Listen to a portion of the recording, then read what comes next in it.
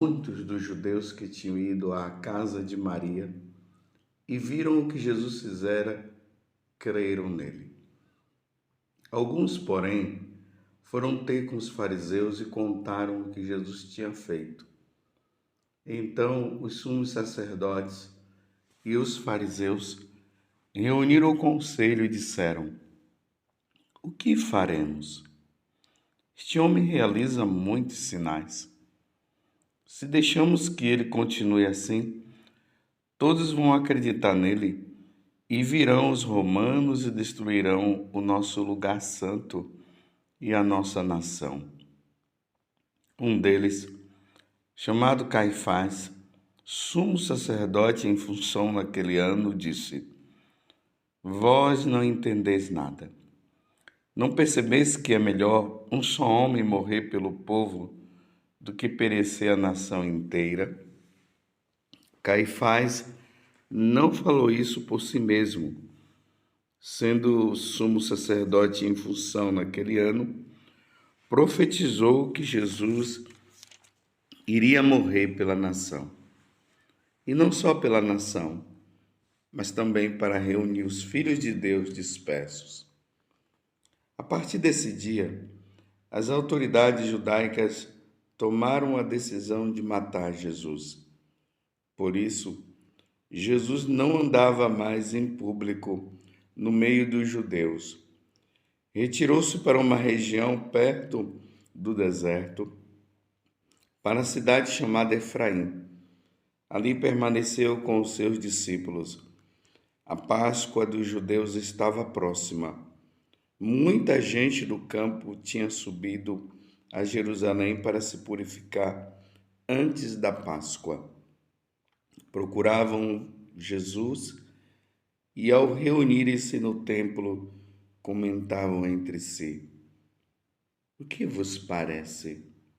Será que ele não vem para a festa? Palavra da salvação. Glória a vós, Senhor. Meus irmãos e minhas irmãs, talvez vocês tenham notado que minha voz está meio fanhosa.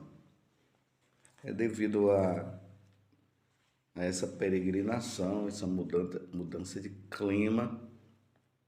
Eu estou assim um pouco resfriado, mas não se preocupem, as medidas estão sendo tomadas. Vamos ao Evangelho. Vocês notem que nós estamos agora praticamente entrando na Semana Santa. Amanhã teremos o Domingo de Ramos, que dá aquele pontapé para nós entrarmos nessa semana que é chamada a Semana Maior. E aqui os judeus, aqui no caso, aqui já bem especificado, o Sinédrio se reuniu. O Sinédrio era composto pelas autoridades religiosas do tempo de Jesus, os fariseus, os saduceus e assim por diante. Junto aí no caso com o Caifás, que era o sumo sacerdote, como nós acabamos de ouvir no Evangelho de hoje. E vocês notem que eles já estavam assim decididos a matar Jesus. Eles estavam percebendo que Jesus estava causando um caos na vida deles, mas para a vida do povo estava sendo uma maravilha.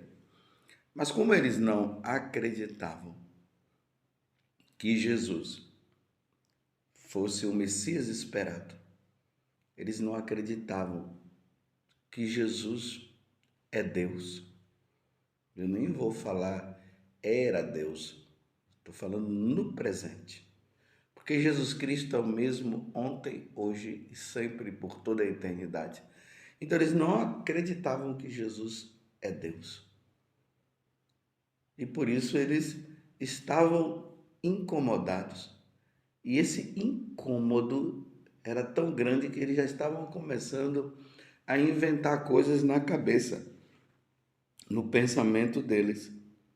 Eles estavam já dizendo que aquilo ali poderia causar uma grande revolução, que no caso os romanos poderia criar um grande problema, poderia até ter uma guerra civil. As autoridades, então, eles tomaram a decisão de matar Jesus. Eles queriam matar Jesus. E levaram esse intento até o final. E nós veremos o julgamento de nosso Senhor, que acontecerá na próxima sexta-feira. Mas aqui acontece uma coisa maravilhosa. Por inspiração divina, e até mesmo João deixa destacado isso, ele fala a respeito do que Caifás acabou dizendo. Caifás diz assim: vós não entendeis nada. Não percebeis que é melhor um só morrer pelo povo do que perecer a nação inteira? É preferível que um morra do que a nação inteira? Embora ele não soubesse o que ele estava falando a nível da redenção dada a nós por Jesus Cristo, era isso que ele estava falando, embora ele não estivesse falando com essa intenção. Vocês compreenderam? Então eu vou explicar melhor. Quando Adão e Eva se deixaram levar pela tentação do diabo, nós fomos expulsos do paraíso. E Deus havia dito que eles não deveriam comer da árvore do conhecimento do bem e do mal. Eles comeram, a morte entrou no mundo e com isso o pecado. E para nós, meus irmãos, nós que fomos criados para Deus, para vivermos com Ele, a partir dessa desobediência dos nossos pais, o nosso destino já não era mais viver com Deus, mas viver longe dele. Perdemos a graça de vivermos com o Senhor. Lembremos que lá no paraíso terrestre, Deus ia passear, existia uma comunhão entre Deus, com Deus e com os homens com Deus. No caso aqui, Adão e Eva, havia uma comunhão. Mas o pecado causou uma desarmonia. E por causa desse pecado, da desobediência, o nosso destino seria de não vivermos mais com o Senhor. Mas Deus, na sua infinita misericórdia, Ele toma uma decisão de enviar Jesus para que Jesus fosse oferecido em sacrifício pela redenção da humanidade. Porque quem deveria perecer, quem deveria morrer seria todas as pessoas, todas, nós. Mas era necessário que, diante de Deus, nós não nos perdêssemos. Então, o que foi que Deus fez? Enviou o seu Filho para que todo que nele crê não pereça, mas tenha a vida eterna. Era um por todos. Um deveria morrer. Alguém deveria morrer. Na lógica, deveria ser todos. Não coma do fruto do conhecimento do bem e do mal, porque senão vocês vão morrer. Eles comeram, agora todos devem morrer. Entendeu a lógica? Mas como Deus não quer a morte nossa, Ele quer a nossa salvação. Como nós vimos esses dias, Jesus dizendo que aquele que crê nele, que crê na sua palavra, jamais verá a morte, porque essa morte é a morte eterna, é a condenação eterna. E como eu já disse, não é uma morte, mas é o afastamento de Deus por completo e o sofrimento eterno no inferno. É como se fosse uma morte, embora não seja uma morte. Então, por causa disso, era preciso que alguém morresse. E só Deus poderia morrer para redimir toda a humanidade. Então o Verbo se fez carne, Jesus, a segunda pessoa da Santíssima Trindade, se fez homem para que o seu corpo fosse oferecido em sacrifício. Não precisaria mais de ninguém, só o sacrifício de Jesus é suficiente, seria suficiente para que todos nós nos salvássemos. Na carta de São Paulo aos Romanos, ali no capítulo 3, versículo 22, São Paulo vai dizer o seguinte, que todos pecaram e todos foram privados da glória de Deus. Entendeu? Todos pecaram.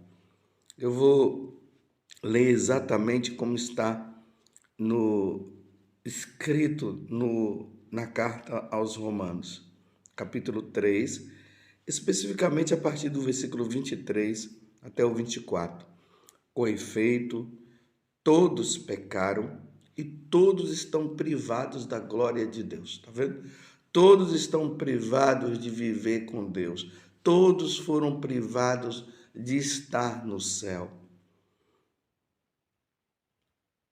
Com efeito, todos pecaram e todos estão privados da glória de Deus. E são justificados gratuitamente por sua graça, pela graça de Deus, gratuitamente. Deus tomou a iniciativa de nos salvar. Tal é a obra da redenção realizada em Jesus Cristo. Estou entendendo quando Caifás diz que era necessário que um morresse para salvar todos os outros? Agora ficou bem entendido, não é? Todos foram justificados gratuitamente pela graça de Deus. Tal é a obra da redenção realizada em Jesus Cristo. A obra de redenção realizada por Jesus Cristo é essa. Era necessário que ele padecesse, que ele morresse por todos, por mim, por você, por todas as nações, aonde existia um ser humano. Jesus morre, se oferece em sacrifício para que aquele ser humano, onde quer que ele esteja, ele seja salvo. Mas claro, a salvação vem por meio de Jesus Cristo, mas nós não podemos esquecer que deve haver uma resposta também nossa, de adesão. Por isso que no batismo nós fazemos a renúncia a Satanás, a renúncia ao pecado, a renúncia a tudo aquilo que nos impede de vivermos com Deus, e depois nós professamos a nossa fé dizendo: creio em Deus Pai Todo-Poderoso, Criador do céu e da terra. Então Jesus nos redime, a porta do céu abre para nós, o inferno, a porta do inferno se fecha, mas é necessário que haja uma resposta. E essa resposta deve ser por parte nossa, de não ofender mais a Deus, de ser fiel a Deus. Essa é a nossa resposta. Porque tem gente por aí que diz assim, uma vez que nós fomos salvos, está tudo bem, está tudo ok, podemos continuar pecando. Eu já ouvi evangélicos falando isso, os protestantes. Não, nós somos salvos por Jesus, a gente já tem a fé nele, agora Deus não vai levar em conta os nossos pecados. Não vai? Claro que vai. Como é que Deus morre por nós? Através da pessoa de Jesus Cristo, Ele nos salva. E nós vamos continuar pecando, ofendendo a Deus, não tem problema? Claro que tem problema. E aí entra a missão de Satanás. Porque o que é que Satanás quer? Ele quer que nós ofendamos a Deus para nós não ganharmos a salvação que vem por meio de Jesus Cristo. Vamos ser santos, meus irmãos. Vamos ser santos. Foi necessário, é necessário que um morra. Um deles, chamado Caifás, sumo sacerdote em função naquele ano, disse: vós não entendeis nada. Não percebeis que é melhor um só morrer pelo povo do que perecer a nação inteira. Olha o que vai acontecer, meus irmãos, nessa celebração que nós faremos na próxima sexta-feira. Nós estaremos lá diante da cruz, vendo Jesus se oferecendo em sacrifício para que toda a nação, todos os povos sejam redimidos e salvos e voltem à comunhão com nosso Senhor Jesus Cristo. Você quer voltar à comunhão com nosso Senhor Jesus Cristo? Então, se você está levando uma vida errada, se você está no pecado, principalmente se você tem caído nos pecados mortais, aqueles que estão nos 10 mandamentos, é preciso pedir perdão, se arrepender, buscar um sacerdote e recomeçar a vida. E aí a redenção de nosso Senhor Jesus Cristo dará fruto na sua vida. E no dia que você passar desta vida para outra, os seus olhos brilharão de alegria quando você estiver diante do trono de Deus. É isso que aconteceu com os santos. Eles estão lá. O próximo precisará ser você no dia em que Deus te chamar. O próximo precisará ser eu. Vamos ser santos, meus irmãos. Vamos ser santos. Vamos abandonar tudo aquilo que nos pesa na consciência, tudo aquilo que nos afasta de Deus, nosso Senhor. Vamos abandonar tudo isso e vamos viver uma vida santa. Como dizia o saudoso Padre Jonas, o fundador da comunidade Canção Nova a qual eu pertenço: ou santos ou nada. E depois ele falou com mais firmeza: ou santos ou santos. Vamos ser santos. Levemos uma vida santa. Jesus morreu por nós. Ele nos redimiu. O pecado de Adão e Eva foi destruído na cruz de nosso Senhor Jesus Cristo. Vamos ser santos. Que Nossa Senhora nos ajude neste caminho de salvação, nesse caminho de santidade. Ó Virgem Santíssima, não permitais que eu viva e nem morra em pecado mortal. Em pecado mortal eu não hei de morrer, porque a Virgem Santíssima há de me valer. Valei-me, Virgem Santíssima. Louvado seja nosso Senhor Jesus Cristo, para sempre seja louvado, e a sua mãe, Maria Santíssima.